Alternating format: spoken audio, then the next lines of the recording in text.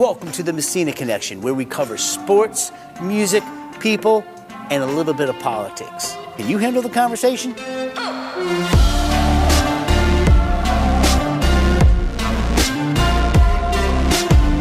All right, ladies and gentlemen, welcome to the Messina Connection with Scott Messina. I'm here with my good friend Dave Chioli. We got a lot to talk about, and you know what I want to start off with. Go ahead and say it. The world champion Philadelphia Eagles. Damn right. He's one of the only Eagles fans that I get along with. He's my favorite Eagles fan. I got a couple that are nice. But I'm Washington fan. He's an Eagles fan. And that's how we actually became buddies about 15 years ago, watching the games. And then all of a sudden, it just went from there, man. It did. So your career, what you do. So basically, the Messina Connection talks about everything, dude. We talk about business, we talk about music, entertainment, we talk about politics, real talk, no bullshit, just straight up, no fluff, and no censorship, which is very important to both of us, right? But tell everybody what you do, man. Mecca Productions. I mean, it's just an unbelievable thing at what you do, and then I'll brag about you. Oh wait. Shot with Scott. You got to start everything with a shot with Scott. Let's go. Beautiful. So, Mecca Productions, we are a custom fabrication company. We build scenery for the entertainment industry, for the theme park industry, for the television industry. So we basically take somebody's design or conceptual design and we take it from there and we fabricate it in-house in Orlando. We're looking to expand to Nashville. Just finished up Epic Universe, or we're finishing it up, so we should be done with that in a few weeks. That opens this Memorial Day. So what did that entail? Like when you say fabricate, I understand like in TV world, fabricating sets, like for Mandalorian or for whatever, the sets that go in front of these big LED screens and all of that. Define for our viewers fabrication and what the definition of that is. So basically we take the design that they come up with, and then we take that design and we have full metal fabrication capabilities, woodworking capabilities. We basically take their creation and building the props, building all the scenery that's around you when you're in the theme park and you're immersed in that world. We just finished How to Train Your Dragon, which is a land. We created all the barrels, so all the barrels from the movie. Everything is based off of the IP from the movies. So in our fiberglass department, we carve the barrels. All the barrels are made from scratch. So basically, everything is created from new. We don't take anything or buy it off the shelf. It's all brand new and custom made. Wow, dude. No, seriously, that's fascinating. I mean, I guess the biggest claim to fame I got to brag about, I told you I brag, is Hollywood Horror Nights. I mean, you've been doing that for what, over 20 years, you were telling me? We've done Hallow Scream at Busch Gardens for the past, or this will be our 18th year, and then this is our 10th year for Halloween Horror Nights at Universal Studios. So when everybody goes into the old sound stages, I guess they're the old sound stages, they flip into the haunted houses, which theme the movie. Correct. And then you provide, not the actors, not all the talent, Universal handles all of that, but you provide all the set designs for those houses, yes? Well, we Universal has their own specific department that is just strictly for Halloween Horror Nights. So typically they have 5 original houses that they come up with, and then they come up with 5 IP houses. So in the past, they've done Stranger Things, Halloween, Friday the 13th. So every year it's a whole new concept, and that's about 10 months out of our year is working on building the houses for Halloween. That's to code per Orange County. So we build just like you're building a house. So we build the house, we get it inspected, and then from there we take their design and build the Halloween houses. Jeez. I remember you telling me after Halloween last year, I remember you telling me, yeah, dude, we're starting on next year already. I was like, good night. And I guess, the equivalent to that would be the Super Bowl halftime shows. I know they start immediately, and I know some of the other, they just It takes a whole year to put something together. I mean, all Christmas stuff is taking place in April because by the time it's edited or put together or whatever, it's 7 months. You're singing, so Christmas in April and May is real, right? Yeah, we usually finish the Halloween houses usually the end of July. We're done. We're 100% done with all the houses. So then they have time to do their lighting and audio and all of that, and then actor training, and so it's one of their biggest. It's probably it is the biggest event that Universal Studios puts on. Oh my gosh! I mean, dude, people come from around the world for that. Yeah, and I think Universal with this Epic thing you were talking about. If you haven't seen it, check it out. It's unbelievable.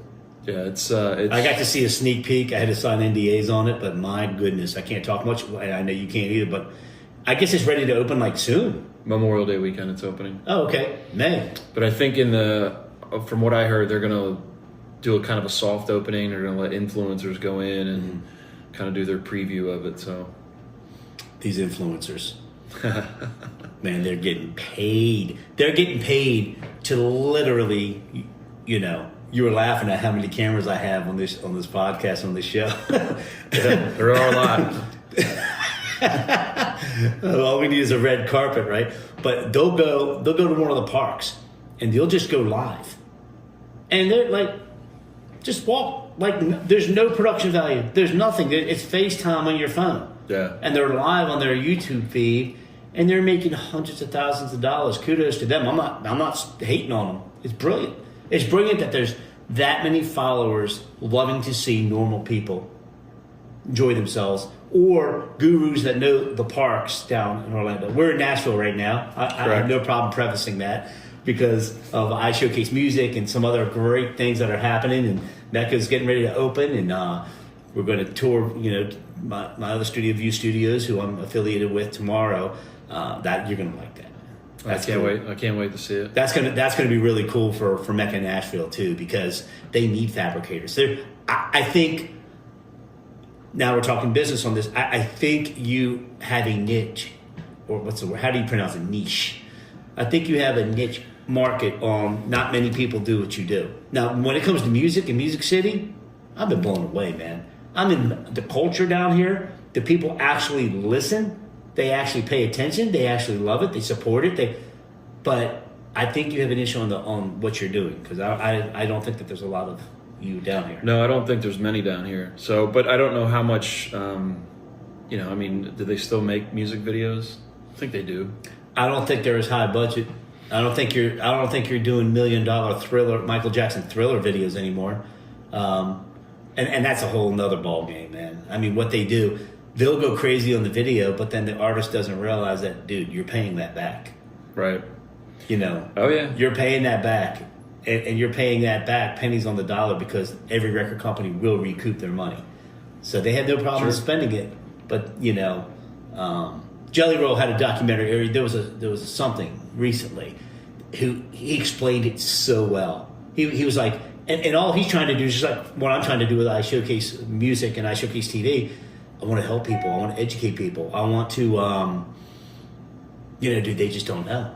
There was, in the NFL, there was actually a group of veterans that started classes trying to teach the players how to responsibly use their money. Sure. So I knew you play for 5 years, you get hurt, you're done. You play. Some people play for 10. Not everybody's Tom Brady, right? They need that in the music industry.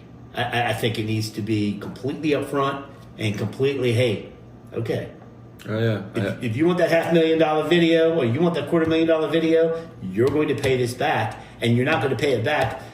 Nobody's buying records, dude. Yeah. Well, Snoop even came on. He got 1 billion streams and only made like $42,000 on 1 billion streams, and he was like, "What the heck? What the hell is this about?" Yeah. So somebody at that caliber, at that level of fame, could really help the system and make it. And the music, I could go on and on about this, to which I am. The music industry, the music streams are making more royalties than the video. Hear what I just said? Oh yeah.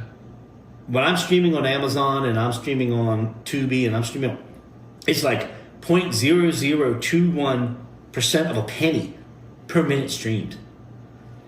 The Grammys went up to Congress, had some bills passed that made it so music is actually getting paid better on your streams than you are on TV. And once, everything will match up, and it's just greed. Oh, sure. Yeah. No, I had a very good friend who worked for Sony Music. I believe he still does in New York City, but he told us stories about some of the artists.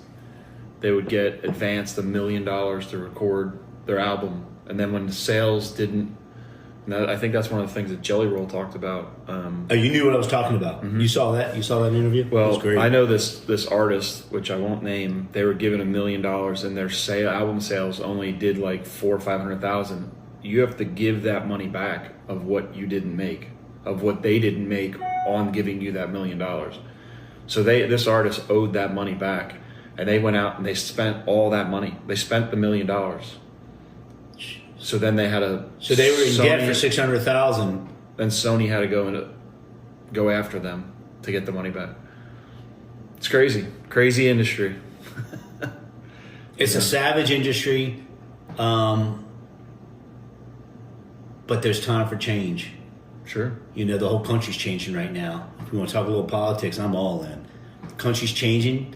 It's exactly what I voted for. It's better than I expected. And it's like, I've known for so long how much corruption. That was a great segue, man. Sure. You said your own podcast, dude. That was a beautiful transition. I don't have enough cameras. You got me as your buddy. You're good. So, I have known, I'm from D.C. originally, and born and raised, man, 28 years. And I'm just like, moved to Orlando, been there for 25 years. And I knew, it's the most... it's just going to come to fruition. It's going to come to the forefront of the most beautiful thing in the world is the fact that the richest man in the world is crossing T's, dotting I's. Oh well, he doesn't have clearance. He doesn't have security. This dude makes rockets for NASA. He has more security than anybody has security. What the hell are you talking about? Right? So for him to get it right and all of that, I have, and I'm not going to mention them either, family members, friends, a lot of people work for the government. Right. And I would hear, by 11 a.m. they're done. Their day is completely done. There's the productivity. Yeah. And it's like, not anymore. Not anymore, man. I am so glad the fat's getting ready to get cut, and it's just going to be so great for this country. The amount of taxes I pay, I like to know where my money's going. And the fact that my mom is about to be 82 and she's worried about her Social Security, and then you find out that, million plus people are getting checks every month, then they're 150 to 200 years old. 150 years old. I just think that the corruption is so deep that, and they're trying to block him right now. They're trying everything they can to stop him from figuring out where all this wasteful money is going.